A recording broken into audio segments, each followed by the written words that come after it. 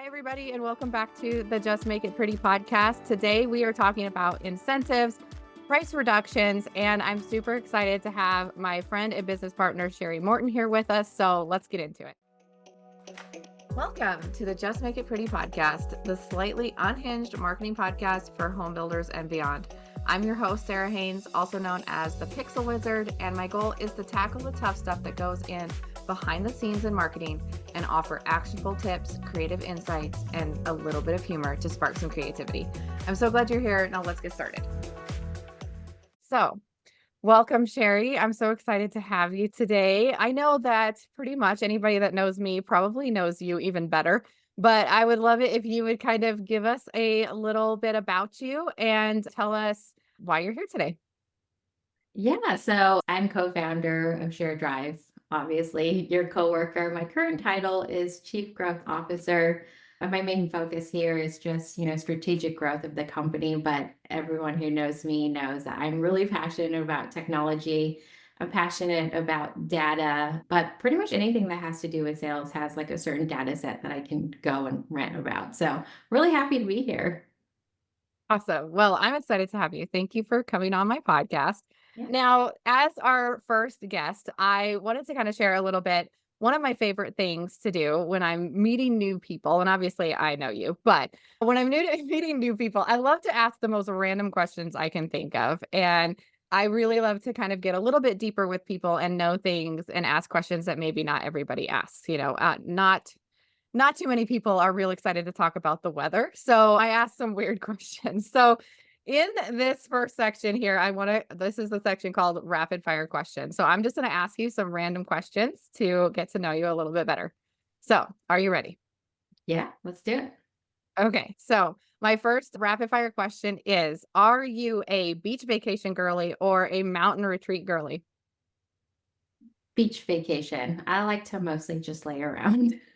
Yes. I feel like I knew that one. So I was like, I'm gonna put an easy one that I know first. Okay. Next one. What is a weird food combination that you love that other people think is like totally weird? I love a warm toasted pizza crust dipped in a cold chocolate pudding. I know that sounds crazy, but try it. I mean, it's amazing. Just the crust. So do you like eat the entire pizza and then save it and like I gotta go open my pudding? Oh yeah, in our high school, you used to get like personal pizza boxes from Domino's and you can get it for like $5 or whatever. And I would eat the pizza and I would always have the crust. I sometimes wouldn't eat the crust. But then you'd also have like your chocolate pudding. So one day I just opened it cold and I dipped the crust in, and it was like, why have I never done this before? It's amazing. I guess it has that like salty sweet combo. Like Yeah. I've heard of people like dipping their French fries in their ice cream or whatever at McDonald's, like kind of the same vibes. It's Yeah. very oddly specific though, which is totally fine. Okay. Next question. If you could swap jobs with anybody in the whole world for an entire day, who would it be? God. I know the answer to this question, which is kind of funny. So, in Newell, West Virginia, in the Homer Laughlin plant, there is a woman named Kelly who I guarantee you is still there. And she has been putting a handle on a Homer Laughlin teacup for the past now 28 years. Oh my And gosh. if I had to switch my job with anyone, it would be her because I mean, she's one motion. She puts the handle on, she puts in the conveyor belt, but it just feels so satisfying for me. Like I either think a lot or I don't think at all. And I feel like this job makes me think a lot, and that sounds amazing to me. That's so funny. I would literally die. That's the most boring job. And she loves it. She's thriving there. She loves it. I mean, they've offered her, she's been there forever. She's great. And she knows the company inside and out. They've offered her a ton of promotion. She'll take the money, but she won't take the actual promotion. She's like, I go to work and I just explore my mind and I make money. And I agree with her. Like, she's That's got to figure amazing. it out. I mean, shout out to her. You have the dream job. If you didn't know already, you have the dream job. Yes, for sure. All right. And last one, if you were a superhero, what would your superpower be? This is my favorite question. I Oh, always know this mind one. reading, for sure. Mine My brain.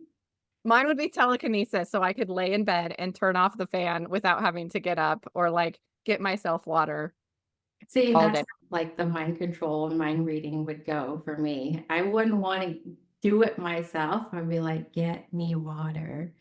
And then do that fun thing. Have you seen those TikToks where you reach your hand out and you're just like pretending like the force is with you, but really it's just your husband bringing it? That's the life I want to lead, even as a superhero. I feel like you already have the superpower. Yes, this is why I'm like, oh, no brainer. This is what the power is. Oh, that's so funny. Well, I hope that was fun for everybody to get to know us a little bit better.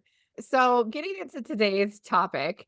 So, we're talking about how excessive incentives can actually harm the value of the product that you're selling. And how like marketing and sales can better work together to present any kind of incentives or price reductions or anything that you're doing to actually work for you and empower different parts of your team to actually make these successful. So I wanted to start with kind of a little story from my town.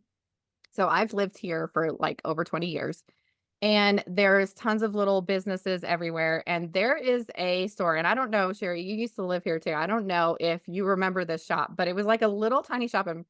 And they one day decided to put up all these signs that they were going out of business. And it was like fire sale, like 75% off. And that parking lot was packed. Like everybody was there, and it was like a big deal. And to this day, I actually haven't driven by there in a while, but last time I drove by there, they are still going out of business. It's been about 10 years now. And I'm beginning to think that maybe they're not actually going out of business. Like maybe they just like to have sales. But the point of that story is now you look at their parking lot and it's like a graveyard. Like nobody goes there. And they've really taken the impact of that initial incentive, that sale that they were having. And now it's like no one cares. So, like, oh, yeah, they're always going out of business. It's like just another Tuesday. And so I don't think that a lot of businesses have this problem quite that extreme, hopefully. But I do think it's an indicator of like when you have too many incentives, when you're pressing things a little bit too much, that they actually lose value, and the product that you're selling loses value as well. Because why would I buy that unless you're going to have an incentive? So I'd love to hear your thoughts about kind of what you see as like common mistakes, offering incentives, and how, and just what are your thoughts here? I've been in this industry now for a little over 10 years and I've seen everything: promotions, incentives, VIP pricing, friends and family. And I do believe in incentive and price reduction, but you have to be very strategic about how you do it. I feel like when there is a promotion in place, it's always rapid fire, last minute. Hey, we're not going to meet our goals. Let's send out an Mhm. email tomorrow. What that does is exactly like you said in that parking lot with the liquidation going out of business sale. It doesn't feel strategic, and it doesn't feel like you're presenting a trustworthy quality product. Now, for that furniture store, it may work, but we're purchasing homes.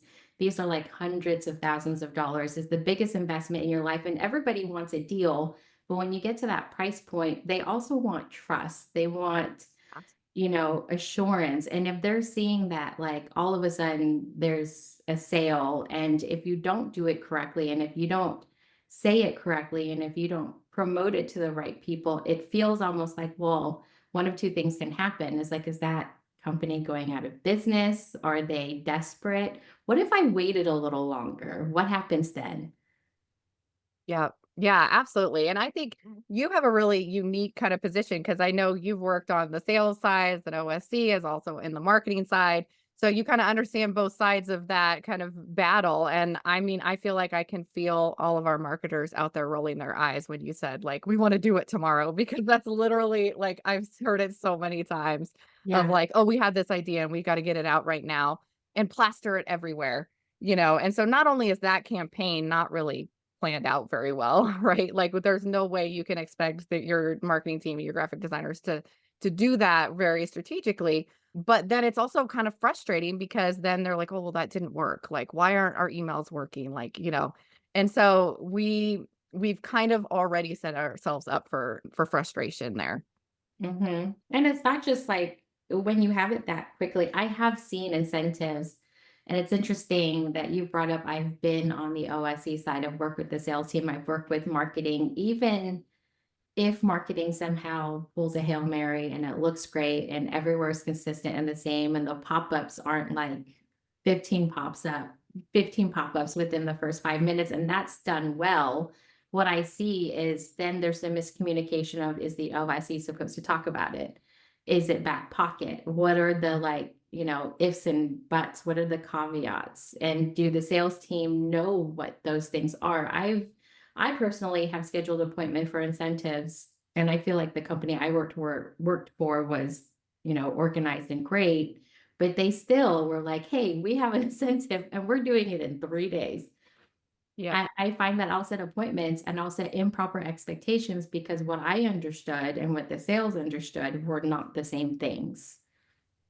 Absolutely. Yeah, and I hear that all the time, like you saying, like, the OSC shouldn't talk about the incentives, leave that to the sales team, and that can offer some frustrations because the OSC, if they're not properly, informed and trained of all these things, they're gonna, say something that they're not supposed to, and then, the rest of the sales team's upset because they wanted that incentive as like a back pocket, offer Yeah. to pull in these deals and to get contracts signed. So what are your thoughts on, like, should the OSC be talking about incentives? Is that It really depends. I mean, again, there needs to be strategy behind it, and there's a ton of different incentives. What I don't want to see is there is a promotion plastered all over the website, all over your ads. You call, and then I'm the OSC. I'm like, oh, yes, that promotion. I know nothing about it, but let me set an appointment for you. right? How does that feel as a customer? They're like, "So it's everywhere. You don't Mhm. know what it is, but I have to set an appointment." It feels, at best, it feels disorganized. At worst, it feels dishonest. But that's not to say that the OSC should always talk about the incentive. I think the OSC, at the very least, if it's a public incentive, should have a line that they can say, if you can't talk about it, that is also echoed with the sales team. And it could be something very simple as, yes, we have a promotion, read the promotion that's plastered on, but the terms and conditions do vary because, as you know, there's different lot premiums, there's different price points. So I would really love to set an appointment with you so that you could go into the sales team and they can talk about how this promotion can best benefit you. Some OSCs aren't even allowed to say that, Yeah. Yeah, right? well, I think it's sometimes, marketing kind of falls into that same side too, because it's like we want to plaster this incentive everywhere, or we want it to be a back pocket deal. But either way, everyone needs to know about it, Yes. And so, I've seen, marketing will say like we've got incentives in every community, or, talk to our sales team to get more incentives or information about those incentives, which is great. But if that's not clear, marketing can also blast it out to like your entire list, and then be like, oh, that wasn't the plan. So it really Mhm. does come down to like we need to have really good communication between all of our different teams, our leadership, sales, and marketing. Yeah, it's really good communication, but also really good trust. One of the things that I hear all the time is, well, don't tell marketing or don't tell sales or don't tell OSCs. But Yeah. the issue is the customer talks to even marketing. I mean, when you send out a marketing email, sometimes they'll respond to marketing and marketing gets it.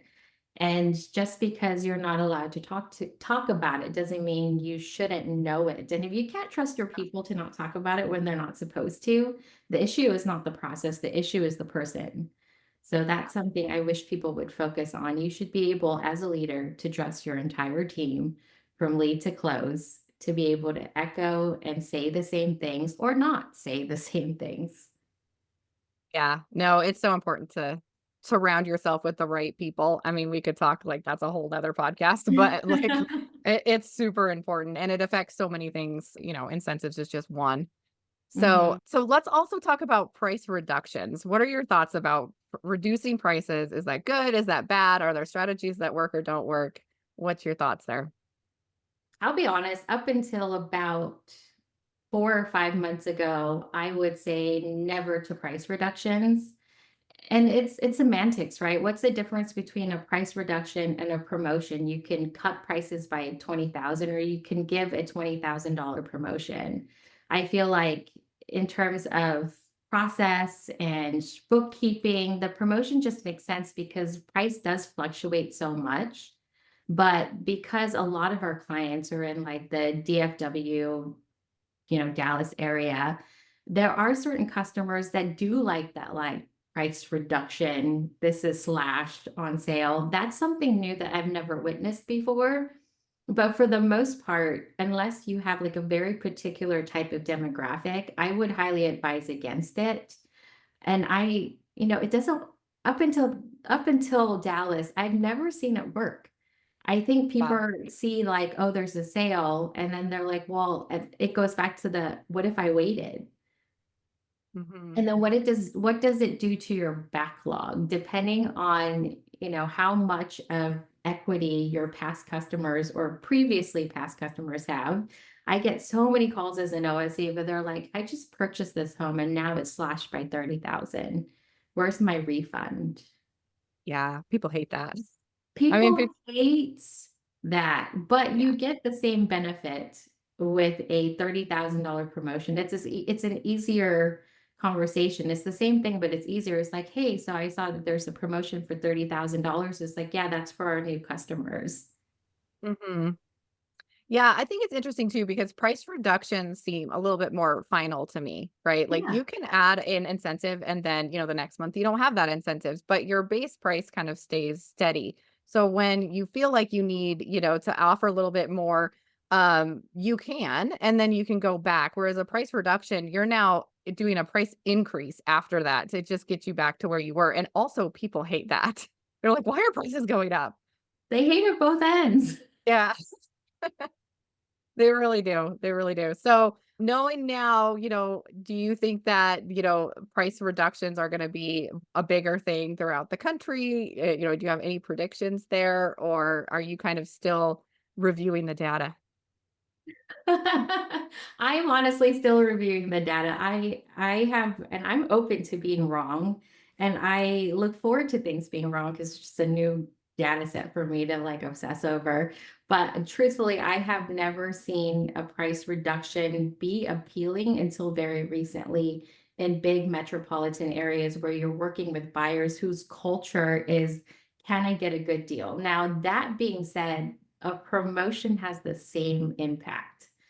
Yeah. So what I'm giving you is there is one case where slashing your price is okay. It's not, you should, you know what I mean? Like in this same market, if you have a $30,000 promotion, and even if it's back pocket, it's even better because nothing creates FOMO more than you got a $30,000 incentive. How? Well, because Mm, I was part of this VIP list and because I, said that I was interested in this floor plan or this community. I think that us builders, we have a really big problem in being patient and strategic and planning ahead. And that's all it is.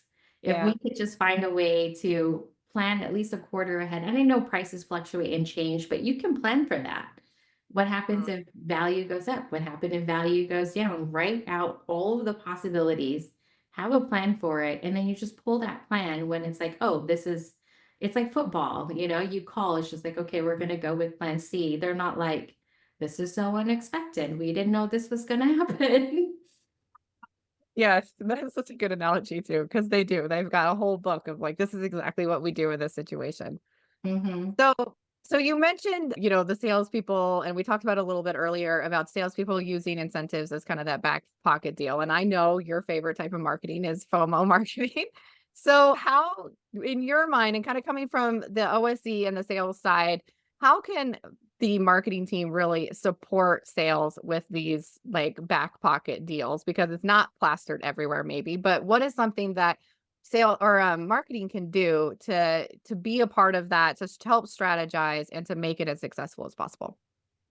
I think the missing link is marketing working directly with the salesperson. Nothing against sales and marketing leaders, the ones I know do a great job. But it does create kind of a telephone effect when you have that person in between. I think it's important for a leader to say, hey, we need a promotion. Let you to me and figure out how to do that. I think what happens is sales tells the sales leader, we need a couple of sales, we're short. The sales leader says to marketing, hey, we need a couple of sales, we're short. And marketing asks a bunch of questions and the sales leader tells them. And then it goes to sales, and sales is like, this is not what I wanted. I Yeah. asked for something and you gave me something else. It's adjacent to what I wanted, but it's not what I wanted. And Mhm. I feel like if marketing and sales spoke directly to each other, sales can say, hey, these are my problems. This is what I think the solution should be. And marketing could say, interesting, but this is what I think we can tweak it a little bit to make it more palatable to the consumer. So that's the piece that I always see missing. And this is where, shared drive thrives a little bit because I've seen the back and forth over the years between sales and marketing. And now when we are the annual partner, I could kind of be like, okay, well, what do you need? You guys talk to each other. I facilitate that because they're not used to talking to each other, but they should be. I think there is a world where sales is comfortable enough with marketing and respectful enough with marketing to pick up and say, hey, now don't be nervous. I'm just calling because I want a promotion or a promotional request. I think it's just the direct conversation that's really missing. Yeah, I would agree with that. And also, I don't want to leave the OSC out of that either. The OSC knows the people in your pipeline and knows your customer potentially better than anybody else. So bringing them in and be like, "Hey, what are people's pain points? What are some of the things that you're hearing on the phones, and how can we maybe also address that through an incentive or something, Mhm. like that." That's a really good point. I feel like for the most part, in my mind, the OSE works directly with sales and directly with marketing very well. But you're right. Now that we have a company full of them, I do have situations where I'm talking to our own OSE and they're asking my advice. I'm like, well, what does your salesperson think? And they're like, yes, that is something I should go and ask. Yeah. Yep. I totally agree. And I think too the other point is, and I hope that, all marketers will agree with me, but it's the last minute requests that make it hard, to work together. And so, when sales has an idea or when they need something, coming to marketing, talking it out, and then giving everyone the amount of time to properly strategize, to properly create the campaign, and having an understanding that, just because we have this idea today does not necessarily mean it's going to be rolled out tomorrow, Mm, and allowing everyone to do their best work. Just like, when the promo does come out, we're not expecting sales to like have 4 sales the minute that the email goes out. So it's mm. kind of giving everybody grace and that trust that you were saying. I totally, totally agree with that. Yeah, I think this is where Nike slogan doesn't work. Just do it is not conducive to a good promotional campaign. Yeah. Yeah. Doesn't apply to everything. Well, I think that this has been, a really good start to this conversation. I definitely think we could talk about it for forever. Do you have anything else that you want to add, kind of your final thoughts or on the importance of being more strategic, better communication, and making, our incentives for 2025 a little bit more planned out? Truthfully, if you invite me back, I feel like there's just an underlying theme to the way I feel about everything that has to do with the building industry. One, it's the relationships across departments is so important. I think as leaders, we should all focus on that 2025, 2026, 2027, and see how far that takes us. And the second is planning ahead of time. I think this is such truthfully, this is a very stressful industry. We're dealing with purchases that change people's lives. So that stress and that burden and that desire to come through for a customer makes us believe that we can't plan ahead. And we absolutely can. And that's, people planning, do those two. And I feel like all your problems are solved. It's just as easy as that.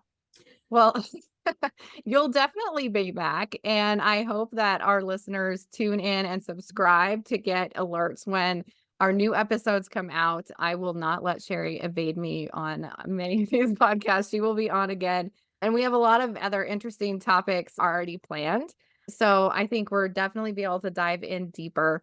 So, thank you everybody for listening today. I hope you found this helpful. Like I said, don't forget to subscribe and join us next time where we'll be diving into more marketing mischief. And until then, how could people find you online, Sherry? What's the best place for them to connect with you?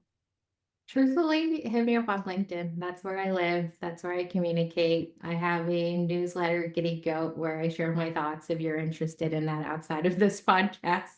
Otherwise, I look forward to connecting with everyone. Awesome. All right. Well, thanks everybody. And I hope you have a great rest of your day, and we'll see you next time. Bye.